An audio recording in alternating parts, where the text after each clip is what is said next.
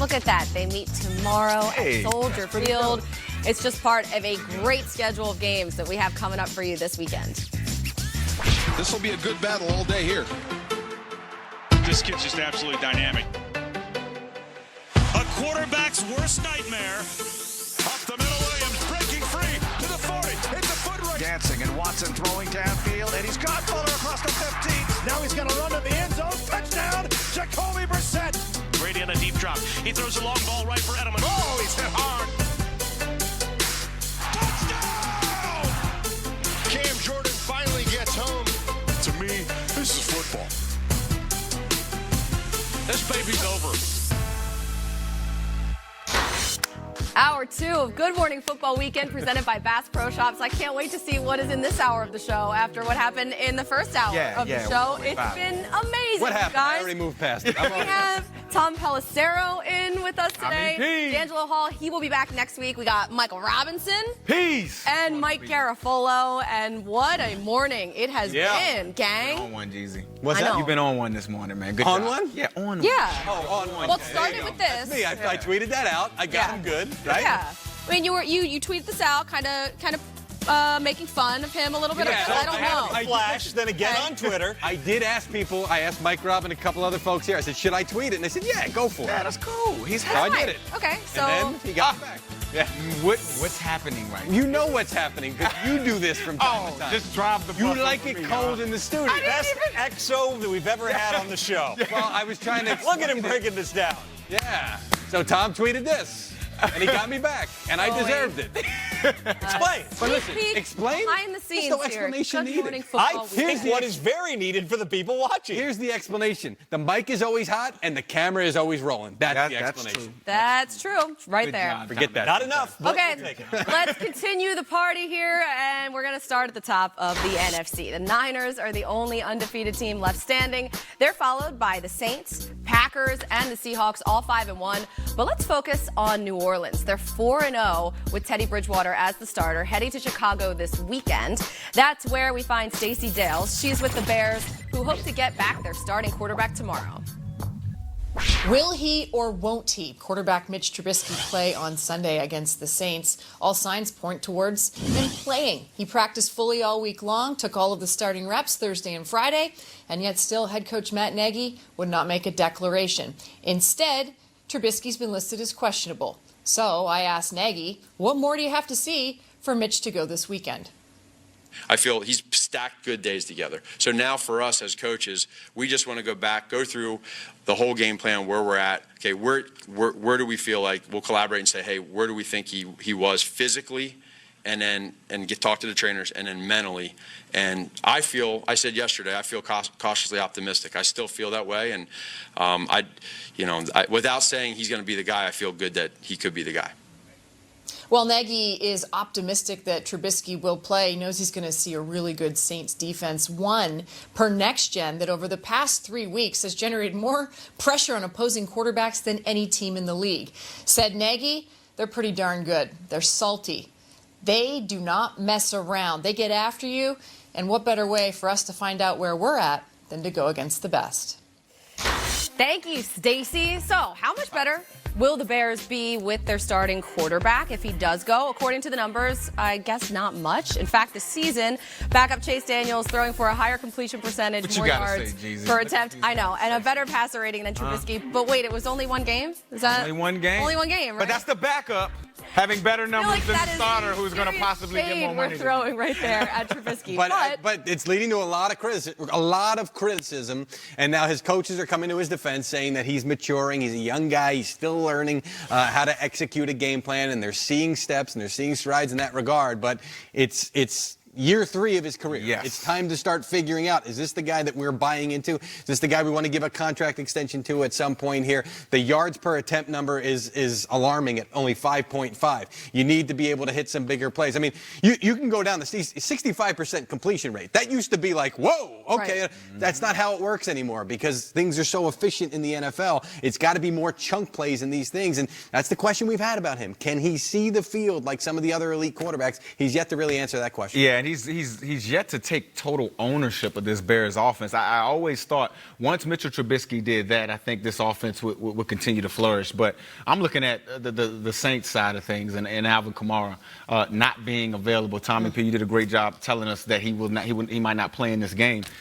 This Saints offense is going to lose something not having Alvin Kamara out there. He's the street credibility for this offense. I talk about it all the time. But all teams have these guys that kind of dictate coverage, guys that kind of you can guarantee that he's going to win the matchup. And, I got to play, not a whole bunch of film, but just one play to show you right here what Alvin Kamara does. He doesn't even get the football, but the fact that he's in the slot and runs a bubble and forces this linebacker to hesitate just a second opens up a gaping hole in the Texans defense, and literally it's what led to a touchdown. This is the type of an effect that Alvin Kamara has on an offense, and they're going to totally lose this, and you don't have Drew Brees, a guy that can manipulate any defense with his eyes and win a game with his arm. So again, I'm gonna second what you said, Tommy P.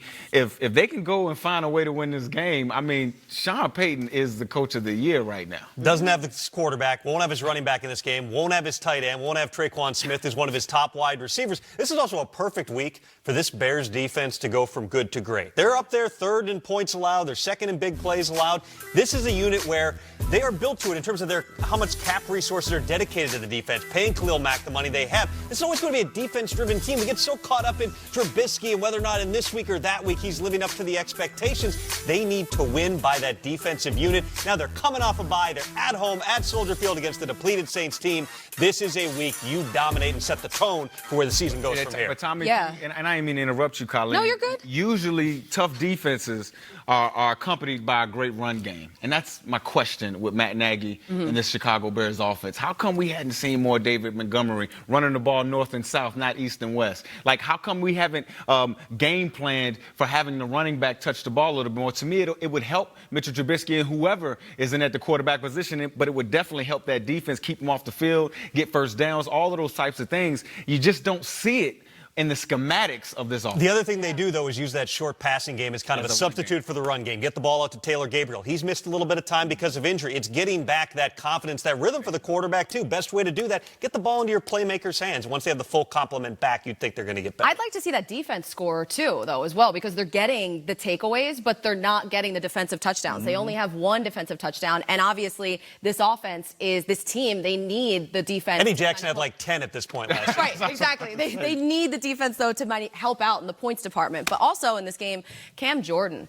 I'm watching him because he was on Total Access this week, and he said, look, if Chase Daniel does go, and it's not Trubisky, that he's been waiting to take him down. He's been waiting to sack him because they used to be teammates in New Orleans. And he said that's how he shows love to his friends. Yeah. By hitting his friends? Yeah. I don't want to be his friend.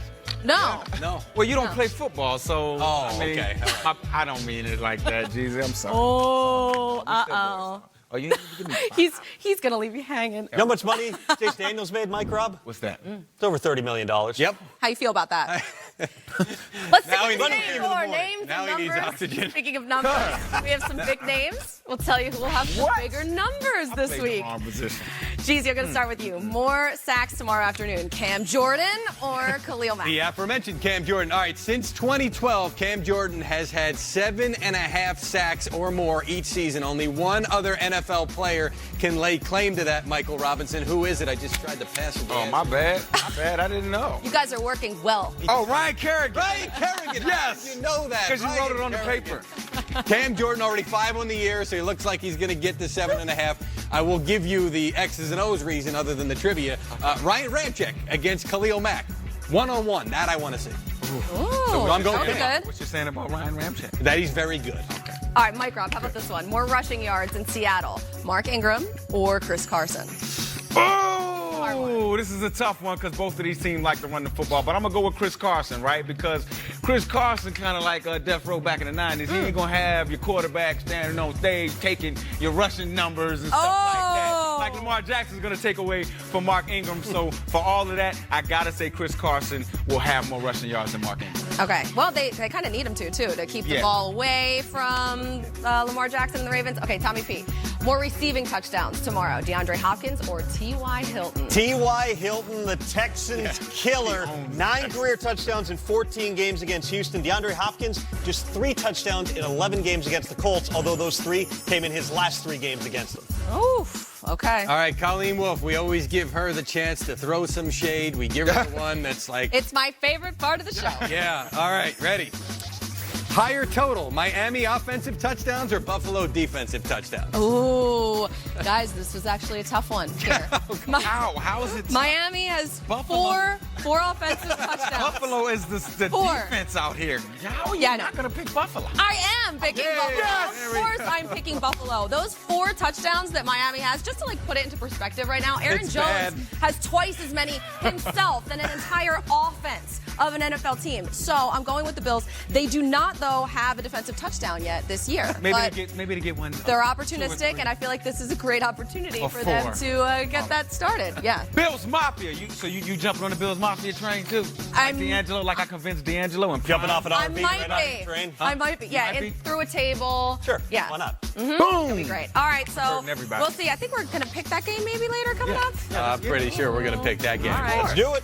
So the Cowboys, they were Nobody early picked mine. favorites in the NFC Hope East. not. Now they're trying to save their season. We're live in Dallas with Jane Slater. Plus, these guys, they want to party to the playoffs, but Mike Robb, he's checking them at the door. He's telling us who's in and who's out. That Yes. this week? Is that this Club week? for Coming up three. this week, I coming love up that. next break. Yeah. Well, next segment. Next segment. After. Yeah, this is a break. Plus, Like some TV for